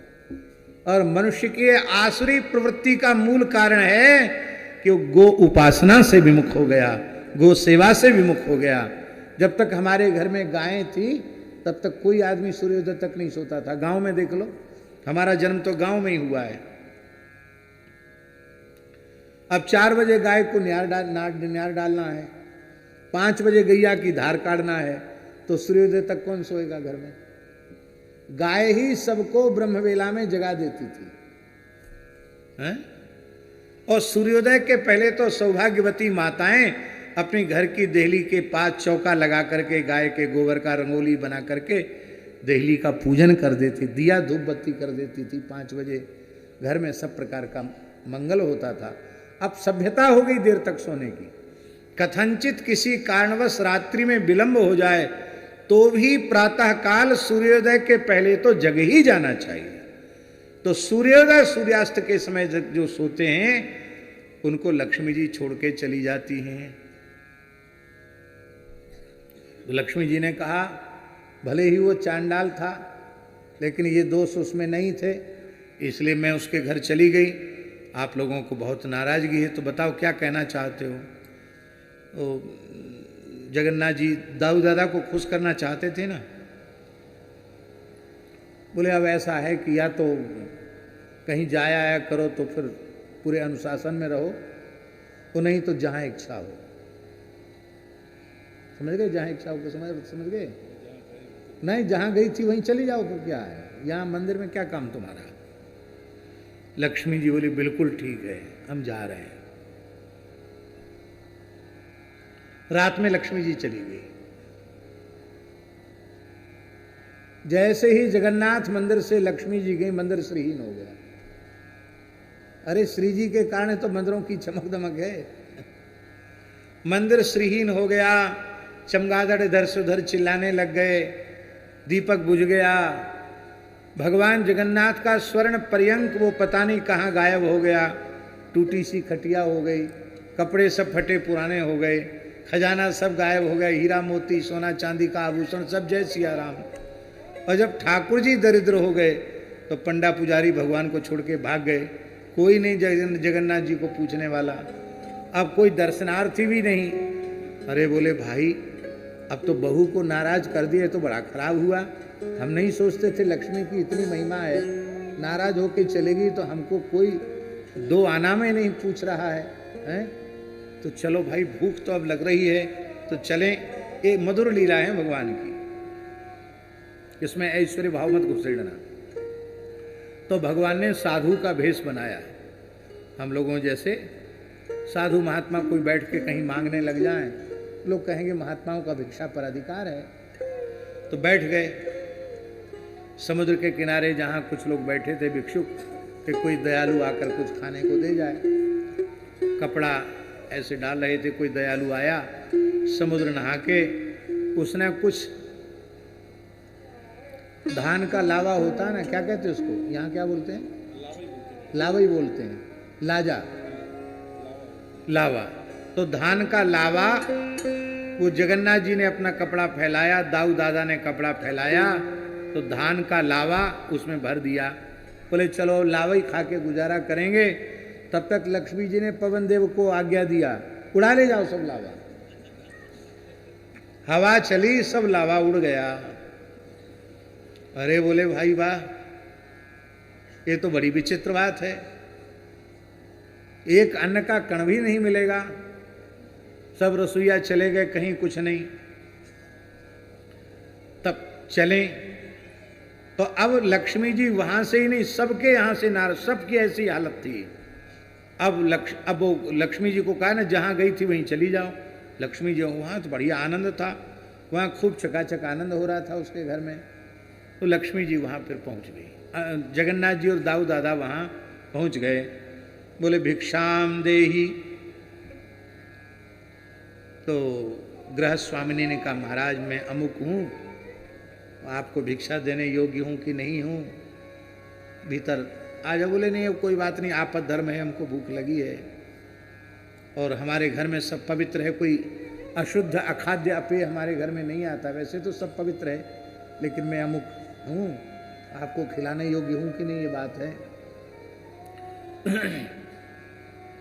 तो भगवान बोले कोई बात नहीं, भूख लगी है, खा लेते हैं, जो होगा सो देखा जाएगा। दाऊ जी और श्री जगन्नाथ जी बैठ गए और स्वयं भगवती महालक्ष्मी भीतर रसोई बना रही है। और घूंघट काट कर वही परोस रही है।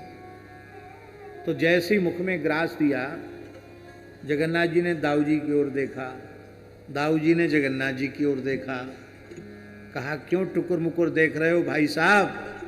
अरे बोले भाई साहब ये तो स्वाद बहू के हाथ का है, ये तो लक्ष्मी जी बना रही हैं, लक्ष्मी जी हैं भीतर। तो वाह, अब मनाओ, बहू को ले चलो मना करके। तो रसगुल्ला खिला खिला करके लक्ष्मी जी को मनाया और ले गए। आज भी जगन्नाथपुरी में ये लीला होती है, भगवान लक्ष्मी जी को मना कर ले जाते हैं। लक्ष्मी जी ने कहा हम ऐसे नहीं चलेंगे, अब तक ये क्षेत्र जगन्नाथ क्षेत्र, लेकिन आज के बाद ये क्षेत्र श्री क्षेत्र माना जाए। तो जगन्नाथपुरी को, मंदिर को श्री क्षेत्र कहा जाता है।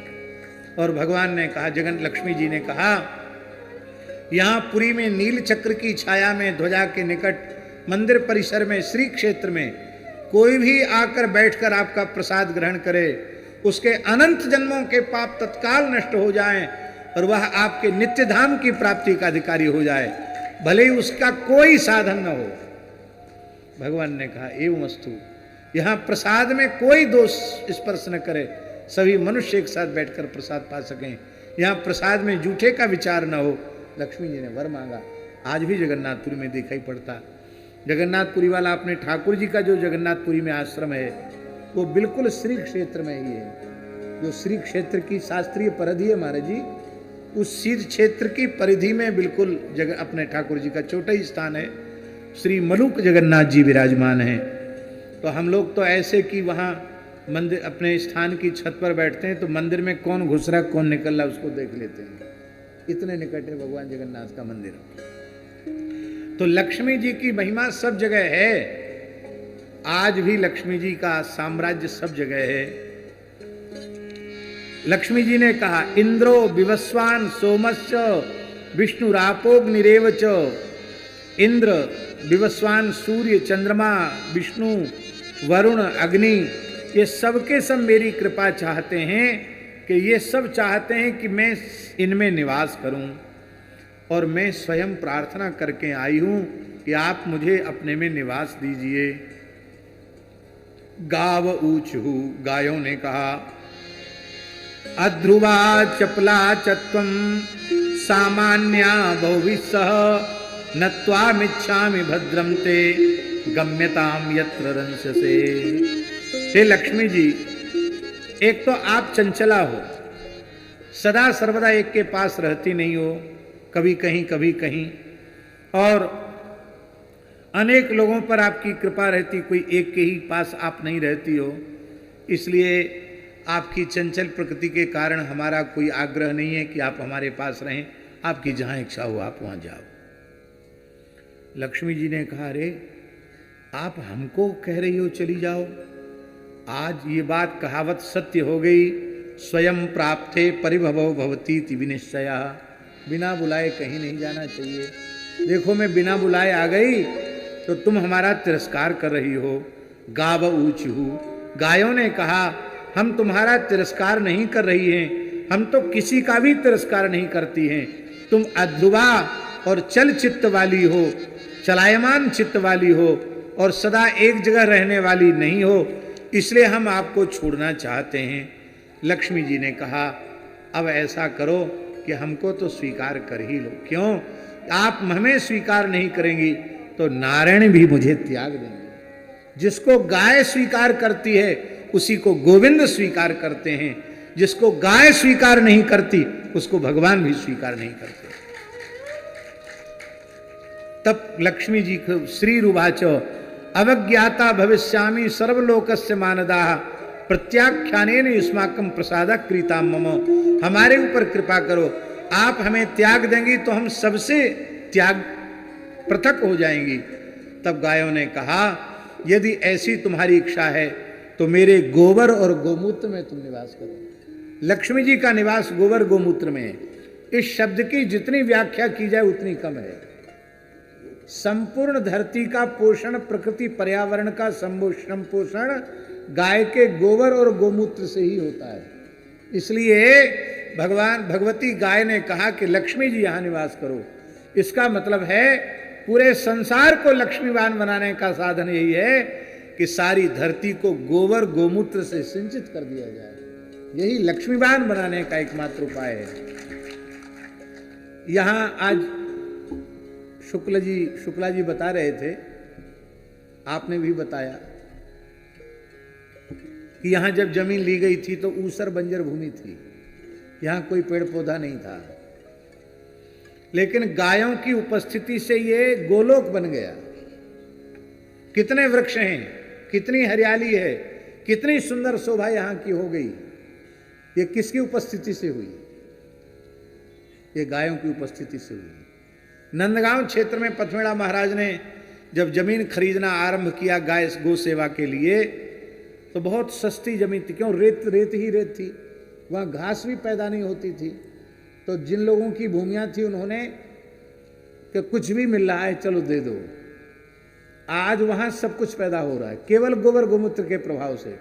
लाखों पेड़ तो आंवले के लगे हैं, बहुत बढ़िया आंवला, हर प्रजाति का आम वहां पैदा हो रहा है, नारियल पैदा हो रहा है।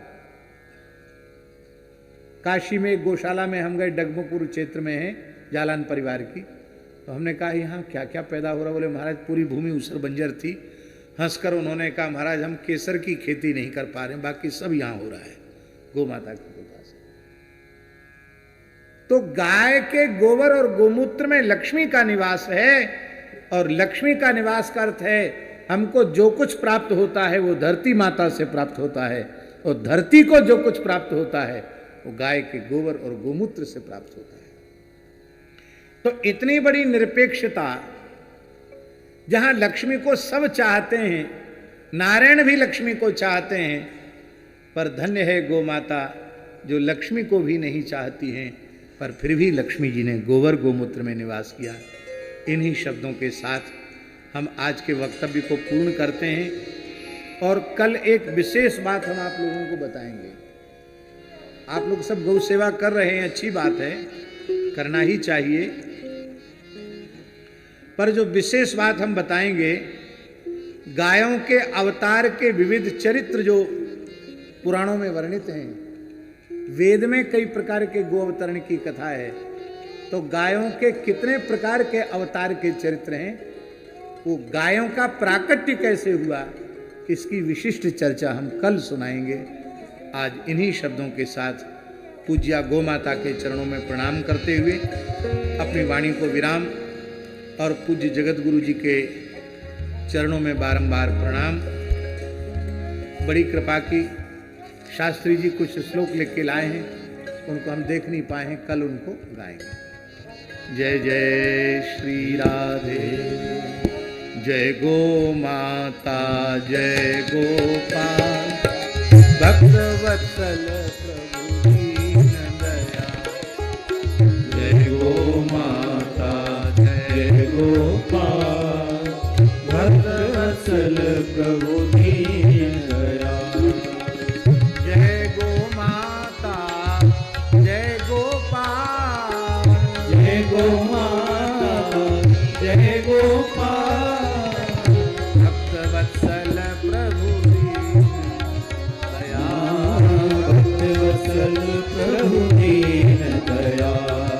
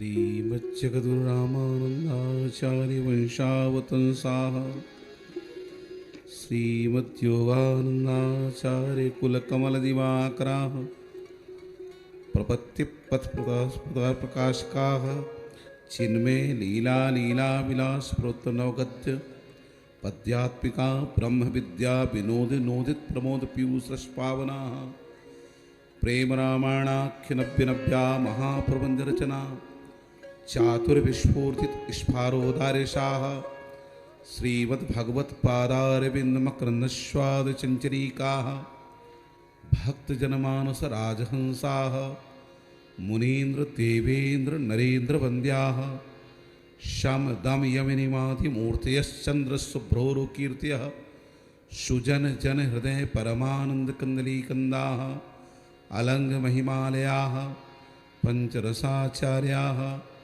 श्रीमद्राम हर्षण स्वामी वर्याः विजयन्ते तराम। श्री राम जय जय राम। श्री राम जय जय राम। श्री राम जय जय राम। श्री राम जय जय राम। श्री राम जय राम। श्री राम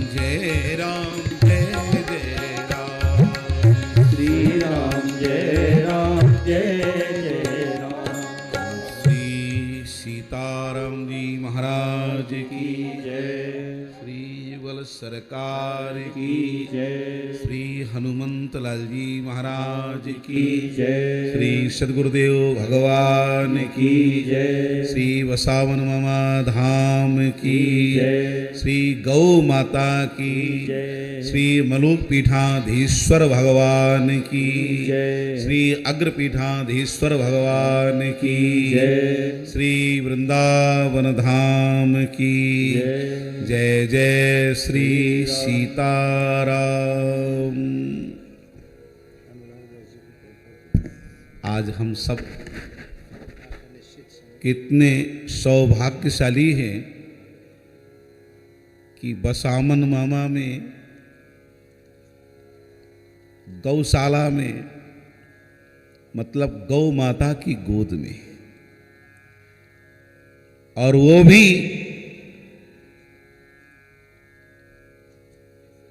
मलोकाग्र पीठाधीश्वर भगवान के मुखार बिंद से गौ कथा श्रवण कर रहे हैं।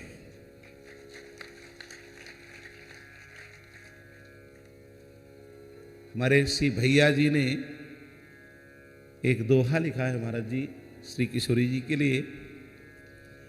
बड़े बड़े भी छूते डरते जिस काया की छाया,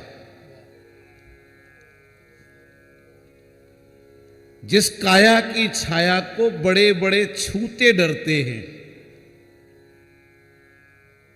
ऐसे ही जिन महापुरुष का दर्शन दुर्लभ है वो महापुरुष आज इस जंगल में बैठे हैं।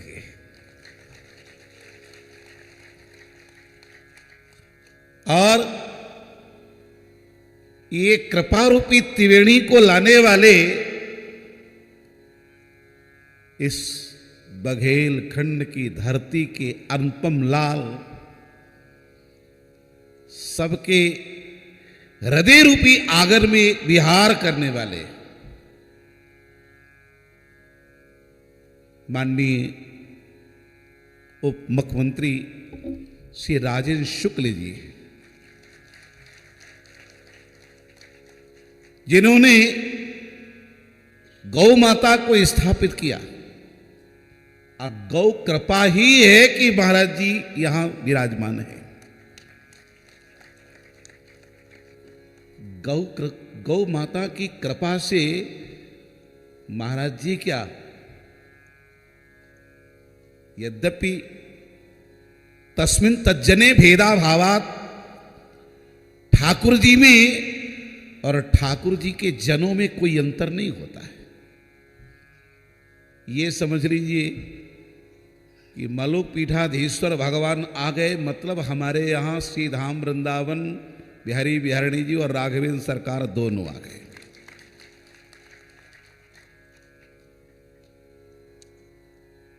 और हमारे भूतपूर्व विधायक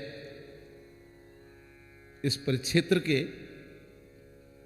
महाराज जी बड़े ही धार्मिक,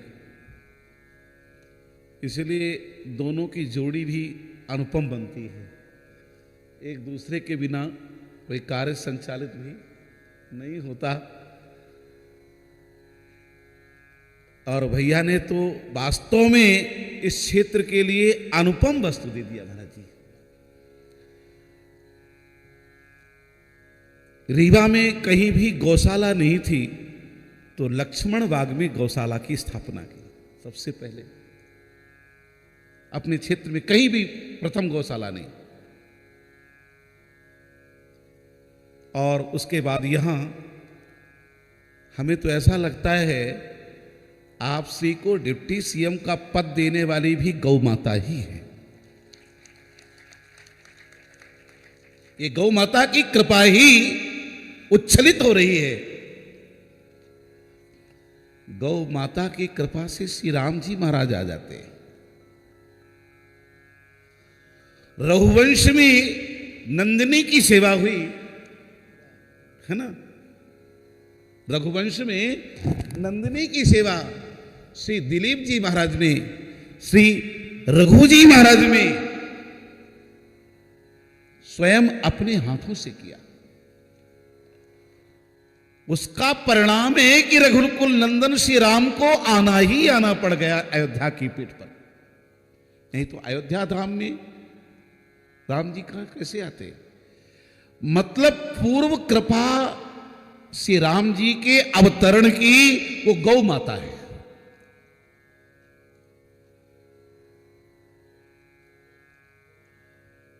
गौ माता का आश्रय ले लिया जाए तो ठाकुर जी भी रुष्ट होने के बाद भी शांत हो जाते हैं। आप लोग देवराज इंद्र के कोप को तो जानते ही हैं। देवराज इंद्र ने कोप किया, भगवान ने गिरिराज उठाया, ये तो सब जानते हैं। पर देवराज इंद्र ने जब जाना कि मुझसे गलती हो गई तो क्षमापन कराने के लिए देवराज इंद्र किसी और का आश्रय नहीं लिए, ठाकुर जी के सामने जाने की हिम्मत नहीं पड़ी। देवराज इंद्र को लगा कि जब गौ माता जाएंगी तभी ठाकुर जी का क्रोध शांत हो पाएगा।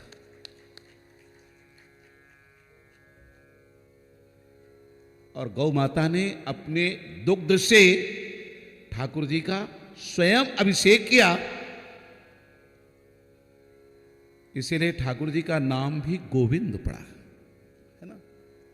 गाम विंदति गोविंदा। गौ माता कोई सामान्य देवी नहीं है, कोई सामान्य पशु नहीं है।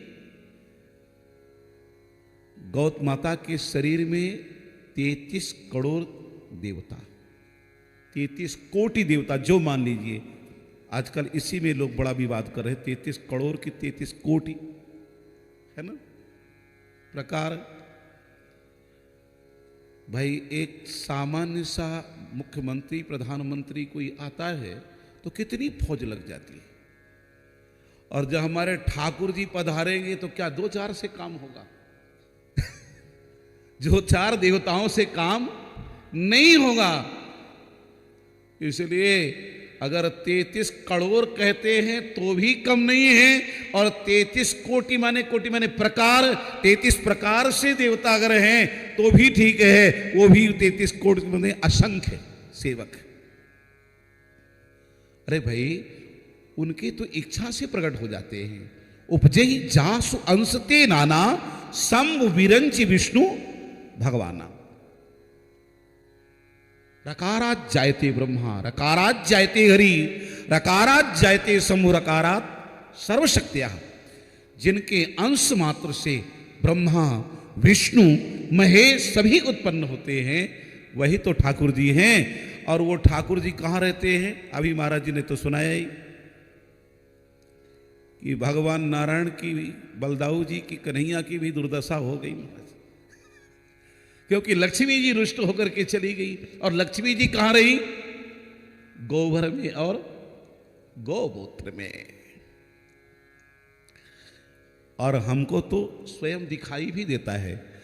महाराज श्री आज विश्व में संतों में प्रथम स्थान प्राप्त कर चुके हैं। जितने भी भारत में महापुरुष हैं, प्रथम स्थान है। कोई सामान्य महापुरुष नहीं, महाराज श्री को भी प्रथम स्थान दिलाने वाली वो गौ माता ही है। गौ कृपा, क्योंकि महाराज श्री के जीवन का ध्येय गौ माता। हम तो यही देख रहे हैं कि यहां गौ माता की सब कृपा सहज बरस रही है। अभी महाराज जी कह ही रहे थे कि यहां इतनी जितनी हरियाली है सब गौ माता की कृपा से हुई है। अरे गौ माता की कृपा से केवल यही हरियाली नहीं होती है, गौ माता की कृपा हो जाती तो महाराज हृदय में भी हरियाली हो जाती है। सूझे रामचरितमणि माणिक, गौ माता की कृपा हो जाए तो साक्षात श्री राम जी महाराज का दर्शन हो जाता है महाराज। और कितने महापुरुषों ने भागवत दर्शन गौ माता की सेवा से किया। उपमन्यु जी उपनिषद में एक सिद्ध प्रमाण है, गुरुदेव की आज्ञा हुई कि जाओ गौ सेवा करो। ब्रह्म विद्या प्राप्त करने के लिए आए थे, गौ सेवा करो। गौ सेवा करते करते एक दिन पूछ लिया गुरुदेव ने, कहो भाई क्या खाते हो, क्या पीते हो? कहा गुरुदेव बस गायों का दूध पी लेता हूं। अरे राम राम, बछड़ों का भाग ले लेते हो? अच्छा, हम लोग भी गायों का भाग खा लेते हैं। हमारे यहां पहले सनातन धर्म की ये परंपरा थी, वेदोक्त प्रमाणोक्त परंपरा है कि सबसे पहले गौ माता का ही ग्रास निकाला जाए। और आज अब गौ माता का ग्रास नहीं निकाला जाता है, सबसे पहले स्वयं भोजन कर लिया जाता है। माने हम गौ ग्रास भी खा जाते हैं आज। तो ये गौ सेवा हमारी नहीं हो पा रही है। जहां गौ सेवा है वही भागवत सेवा है। हमारे सुमन दास जी तो निरंतर गौ दर्शन करने के लिए आते रहते हैं और चर्चा भी करते रहते हैं। महाराज जी बड़े संतों की सेवी, भारत में कोई ऐसा संत ना होगा जिसके पास हमारे सुमन दास जी की पहुंचना। हाँ, श्री राम सुमन दास जी महाराज अद्भुत। तो अब तो आप सब लोग परम सौभाग्यशाली हैं। तो केवल ऐसा नहीं कि गौशाले की कथा हुई और गौ सेवा बंद हो गई। केवल ये हमारे श्री माननीय टीसीएम महोदय भर का कर्तव्य नहीं है, यह कर्तव्य हर प्राणी का है, हमारा भी है, आपका भी है, समस्त क्षेत्रवासियों का है कि अब ये गौ सेवा एक दो में न रह जाए, लाखों और करोड़ों में हो जाए। गौ सेवा में अपने तन मन धन को सब कोई लगाएं, तभी हमारा आप सबका कल्याण है। गौ माता की कृपा से सुख समृद्धि होगी। और अभी महाराज जी ने आपको खाद बीज की जगह में गोबर की चर्चा की। कौन सी? जैविक खाद है, प्राकृतिक जैविक खाद। जैविक खाद तो वास्तव में गोबर की ही है। अरे गोबर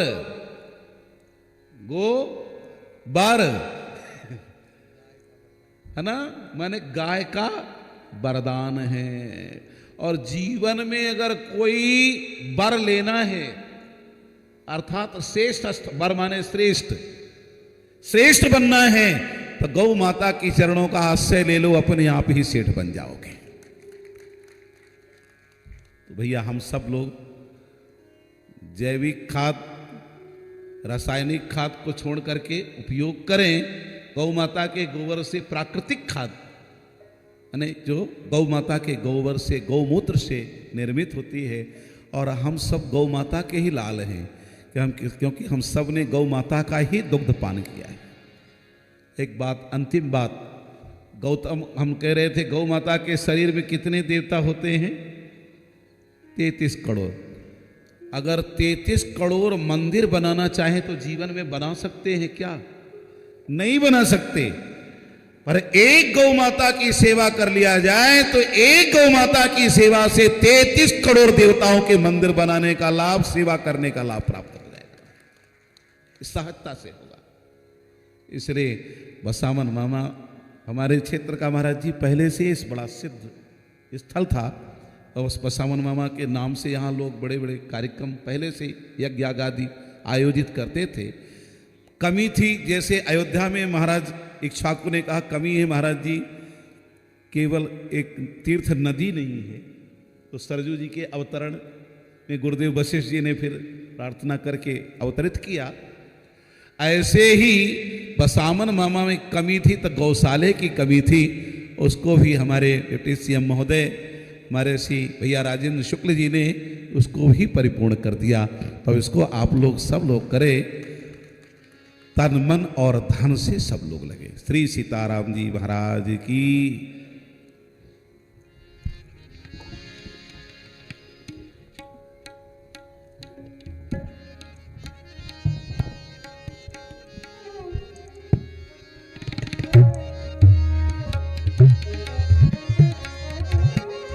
श्री सीताराम।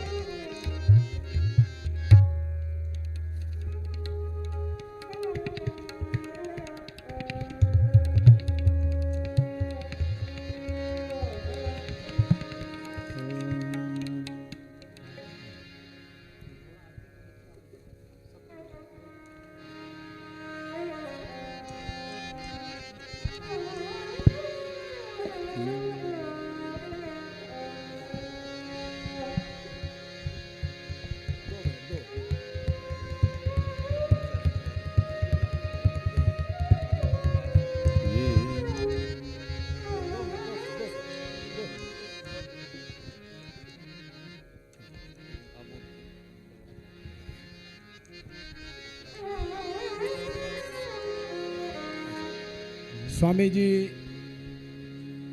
जगत गुरु वल्लभाचार्य जी के द्वारा बसावन मामा गौवंश वन विहार में खजुआ धाम की तरफ से 1,01,000 रुपए गौ सेवा के लिए देने के उन्होंने संकल्प किया है, घोषणा की है। स्वामी जी के चरणों में सत सत नमन। ओम मा चंद्रमा मनसो जात चक्षो सूर्यो अजायत श्रोत्राद्वायुष प्राणश मुखादग्निरजायत। आरती श्री गैया मैया की, आरती हरण विष्णुधैया की। अर्थ काम धर्म प्रदायिनी, अविचल अमल मुक्ति पददायिनी। सुर मानव सौभाग्य विधायिनी, प्यारी पूज्य नंद छैया की। आरती श्री गैया मैया की। अखिल विश्व प्रतिपालिनी माता, दुर्यामय दुखान प्रदाता। रोग शोक संकट परित्राता, भवसागर हित मैया की। आरती श्री गैया मैया की। सेवक हो चाहे दुखदाई, संपै सुधा पियावत माई। सद्गुण सबको सुखदाई, स्नेह स्वभाव विष्णुदैया की। आरती श्री गैया मैया। आयु आरोग्य विकासिनी, दुख दैन्य दारिद्र्य विनाशिनी। सुषमा सौ समृद्धि प्रकाश, विमल विवेक गैया की। आरती श्री गैया मैया की। आरती श्री गैया मैया की। आरती श्री गैया मैया की। जलेन शीतलीकरणं पुष्पैः देवताभिवन्दनम् आरोग्यार्थे स्वात्माभिवन्दनम् आरार्तिक्यं समर्पयामि। आरार्तिग्रहणं हस्तौ प्रक्षाल्य मन्त्रपुष्पाञ्जलिः। ॐ मा जग्नेन जग्नमयजन्त देवास्तानि धर्माणि प्रथमान्यासन्नाते हनाकं महिमानः सचन्त यत्र पूर्वे साध्याः सन्ति देवाः सेवन्तिका बकुलचम्पकपाटलाब्जै पुन्नागजादिकरवेलरसालपुष्पै बिल्वप्रवालतुलसीदलमञ्जुरेभिस्त्वां पूजयामि जगदीश्वर मे प्रसीद। नानासुगन्धिपुष्पाणि यथा कालोद्भवानि च पुष्पाञ्जलिर्मया दत्त गृहाण परमेश्वर मन्त्रपुष्पाञ्जलिं समर्पयामि।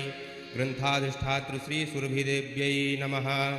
जगज्जननी यज्ञेश्वरी पूज्या गौ माता की अखिल गौ वंश की श्री वृंदावन बिहारी लाल की श्री गोवर्धन नाथ की श्री सीतारामचंद्र भगवान की श्री हनुमंत लाल जी महाराज की आज के आनंद की। जय जय श्री सीताराम, जय जय श्री राधे श्याम। नमः पार्वती पतये हर हर महादेव।